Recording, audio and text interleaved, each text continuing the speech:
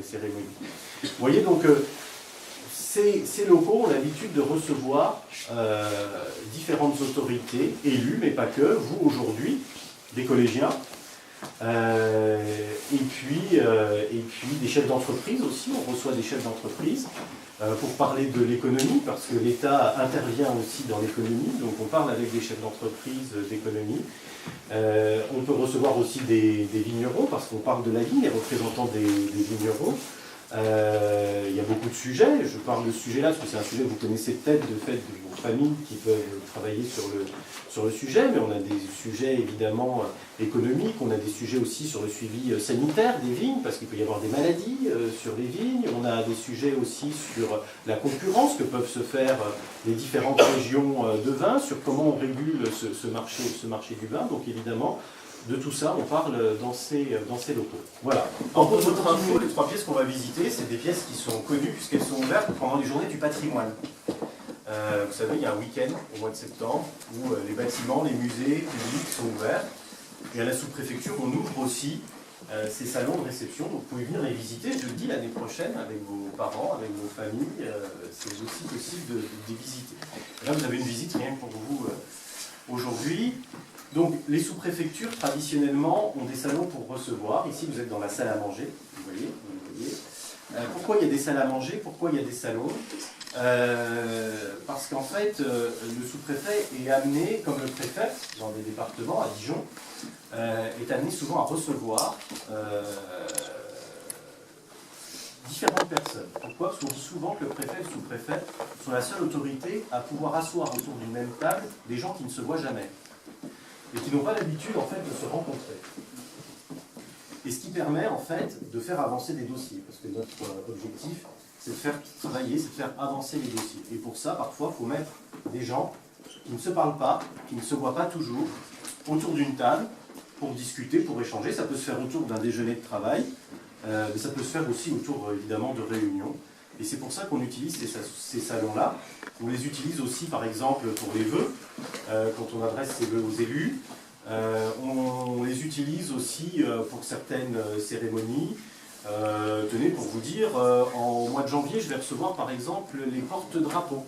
Les porte-drapeaux, ils font partie des associations d'anciens combattants, donc ce sont d'anciens combattants qui ont combattu pour la France et qui portent les drapeaux lors des cérémonies patriotiques, le 11 novembre, le 8 mai, le 14 juillet, enfin des dates que vous connaissez, donc qui se dévouent bénévolement. Et on les reçoit ici pour partager la galette avec eux, par exemple. Voilà, c'est une façon aussi de les remercier de leur investissement et de leur montrer de la reconnaissance pour, ce qu'ils ont fait déjà en tant que militaires, et puis 2, pour leur fonction de porte-drapeau sur les cérémonies. Vous voyez donc, ces locaux ont l'habitude de recevoir différentes autorités élues, mais pas que, vous aujourd'hui, des collégiens, et puis des chefs d'entreprise aussi, on reçoit des chefs d'entreprise pour parler de l'économie, parce que l'État intervient aussi dans l'économie, donc on parle avec des chefs d'entreprise d'économie. On peut recevoir aussi des vignerons, parce qu'on parle de la vigne, les représentants des vignerons. Il y a beaucoup de sujets, je parle de ce sujet-là parce que c'est un sujet que vous connaissez peut-être de fait de vos familles qui peuvent travailler sur le sujet, mais on a des sujets évidemment économiques, on a des sujets aussi sur le suivi sanitaire des vignes, parce qu'il peut y avoir des maladies sur les vignes, on a des sujets aussi sur la concurrence que peuvent se faire les différentes régions de vin, sur comment on régule ce marché du vin, donc évidemment, de tout ça, on parle dans ces locaux. Voilà. Je propose de continuer de nous suivre. Donc en fait, on aurait dû quasiment commencer par là, parce que quand le sous-préfet reçoit, il reçoit d'abord généralement ici, et puis après, généralement, il y a un déjeuner ou un dîner dans le salon où vous étiez.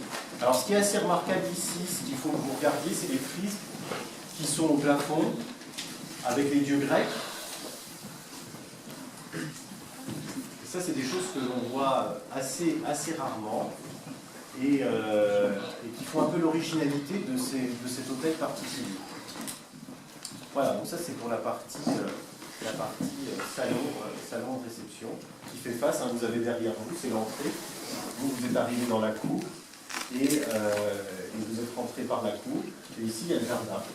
C'est le seul hôtel de ce type à Beaune où vous avez une cour et un jardin également derrière. Voilà, et puis ce qu'on va voir, la troisième pièce, ce qu'il faut que vous sachiez, c'est comme je vous l'ai dit, mon bureau et les bâtiments administratifs où vous avez vu mes collaborateurs travailler, c'est un bâtiment de la fin des années 70. Ce qui veut dire qu'avant la fin des années 70, tout le monde, et le sous-préfet compris, travaillait ici. Enfin, là-bas, ça n'existait pas. Et donc, ils travaillaient où? Dans le bureau que vous allez voir ici. C'est toujours le bureau avec le mobilier qui existait, où le sous-préfet recevait. Donc, quand il y avait des audiences, les gens venaient ici, ils attendaient.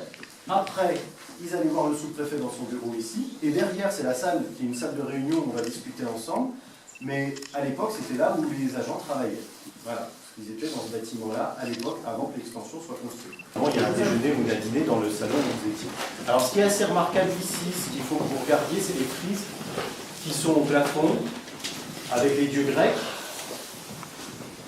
Et ça, c'est des choses que l'on voit assez rarement et qui font un peu l'originalité de cet hôtel particulier. Voilà, donc ça, c'est pour la partie salon de réception, qui fait face, vous avez derrière vous, c'est l'entrée. Vous êtes arrivé dans la cour et vous êtes rentré par la cour. Et ici, il y a le jardin. C'est le seul hôtel de ce type à Beaune où vous avez une cour et un jardin également derrière. Voilà, et puis ce qu'on va voir, la troisième pièce, ce qu'il faut que vous sachiez, c'est comme je vous l'ai dit, mon bureau et les bâtiments administratifs où vous avez vu mes collaborateurs travailler.